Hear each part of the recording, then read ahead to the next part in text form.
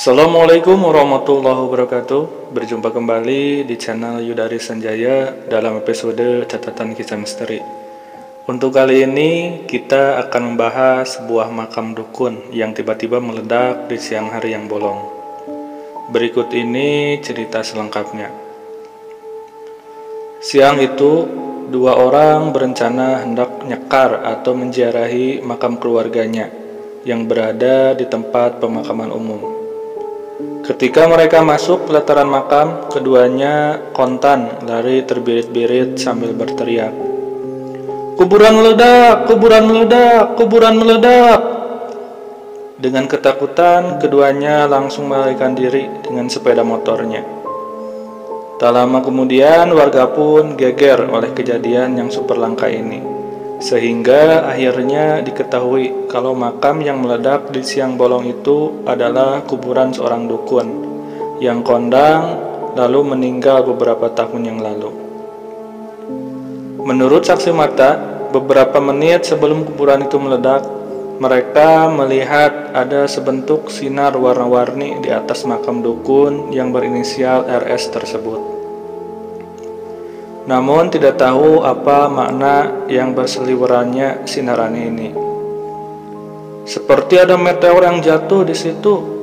Berkah sinarnya kadang ke atas, kadang ke bawah, dan kadang menyatu hingga menimbulkan bunyi krak-krek, seakan terjadi benturan dua benda asing tanpa wujud. Begitu tutur Dasuki, yang mengaku sempat melihat keanehan tersebut.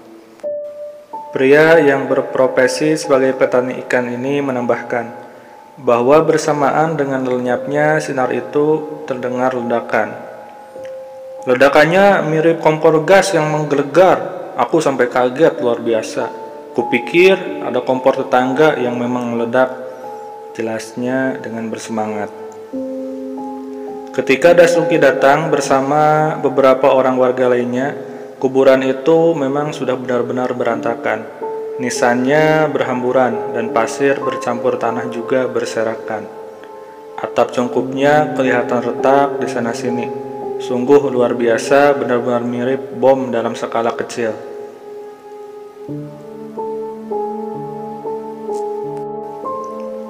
Menurut sumber-sumber informasi, bahwa dulunya RS adalah dukun kondang dengan segundang keahlian yang bersumber dari alam gaib. Ia mewarisi ilmu perdukunan dari almarhum Mbah Seman yang meninggal awal tahun 40-an, yang juga disebut-sebut sebagai seorang dukun kondang pada zamannya. Dikisahkan, RS awalnya tidak sengaja mendapatkan ilmu perdukunan dari orang tuanya. Ceritanya, suatu hari dia mengambil udang ikat kepala kuno milik bapaknya. Entah bagaimana, dengan udang-udang diletakkan di kepalanya, RS berubah seakan-akan almarhum bapaknya. Dalam arti, RS merasa didampingi oleh roh bapaknya. Roh inilah yang meminta supaya RS yang konon cantik di masa mudanya itu untuk menggantikan kedudukan si bapak sebagai dukun. Sejak saat itu, RS punya kemampuan sebagai seorang dukun. Lantaran didukung secara gaib oleh roh bapaknya, bukan itu saja, warisan gaman berupa senjata kuno dari si bapak juga dapat membawa RS ke dunia gaib yang lain, yakni dunia yang bersumber dari kerajaan Laut Selatan. Setiap hari, Ratu Demit dari Laut Selatan itu yang membimbing RS dalam praktik perdukunan. Begitu tutur sumber yang kami cari tahu. Menurut sumber ini, bila ada orang minta tolong pada RS, maka dia akan masuk ke dalam kamar pemujaan khusus untuk berhubungan dengan gaib pantai selatan. Orang yang datang meminta bantuan gaib pada RS bermacam-macam, mulai yang membuat orang jatuh cinta atau pengasihan, melanggengkan jabatan dan kekuasaan, menggampangkan mencari rezeki, pagar gaib, dan lain sebagainya. Diakui atau tidak, praktik perdukunan yang dilakukan oleh RS memang mendatangkan materi lumayan besar pada keluarganya. Buktinya, dalam waktu yang tak begitu lama, sebagai dukun, RS telah muncul sebagai orang dengan tumpukan harta lumayan banyak. Rumah sederhananya disulap jauh lebih bagus. Setidaknya itulah yang bisa diamati oleh para tetangga dekatnya. Sebagai dukun, RS memang lebih senang mengisolasi diri. Ketidakharmonisannya hubungan bertetangga membuat RS saat meninggal dunia tidak begitu banyak orang yang datang memberikan ucapan bela sungkawa sebagaimana layaknya. Dikisahkan pula, sebelum ajal menjemput RS sempat jatuh sakit. Anehnya, dia menolak dirawat di rumah sakit.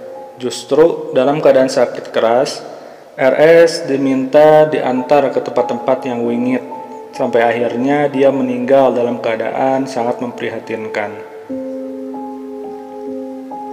Yang jauh berbau mistis, jauh sebelum ajal menjemput RS, sudah membeli sebidang tanah, letaknya sedikit di luar komplek makam desa, yang kala itu harga per meternya Rp600.000. Untuk lokasi makamnya RS butuh 10 RU, sehingga uang 6 juta rupiah harus dikeluarkan dari koceknya. 1 RU kurang lebih 4 kali 4 meter.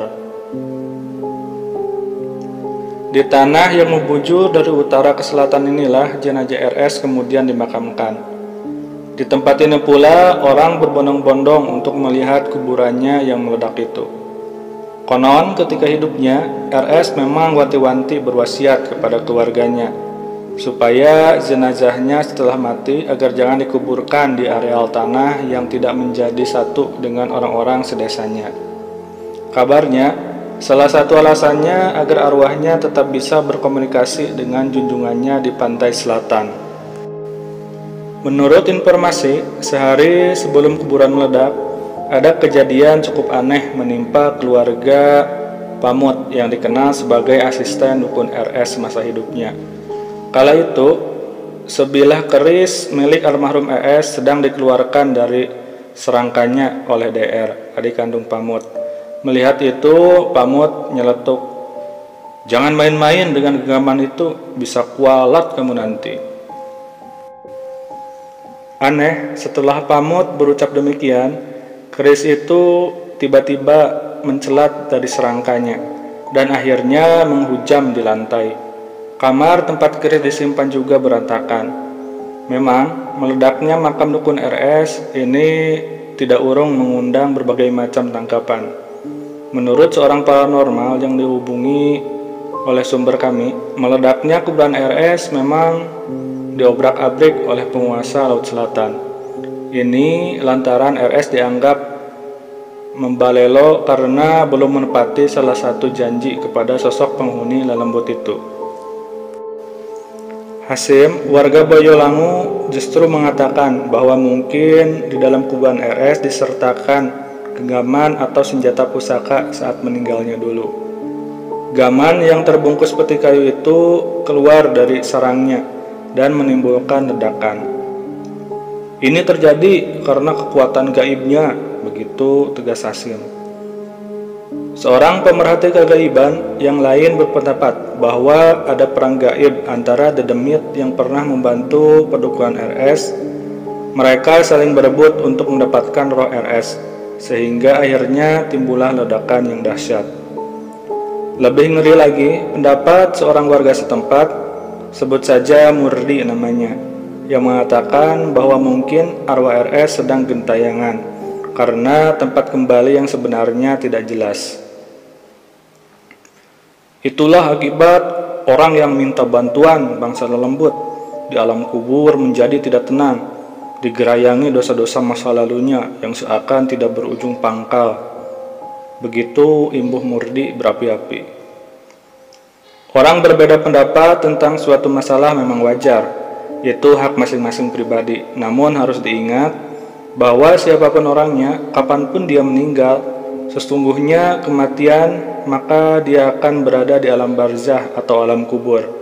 Di alam inilah awal segala kesengsaraan akan terjadi, dan awal semua kenikmatan dihadirkan, tergantung amal ibadah kita.